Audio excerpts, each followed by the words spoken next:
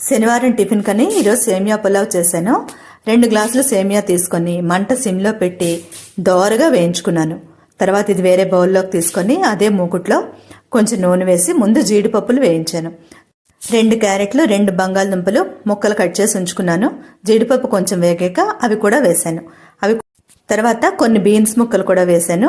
అంచనాకు తగినట్టు పచ్చిమిరపకాయ ముక్కలు కట్ చేశాను.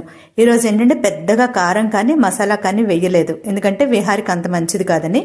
ఇవన్నీ వేగుతున్నప్పుడు కొంచెం పసుపు వేసాను కలర్ కోసం.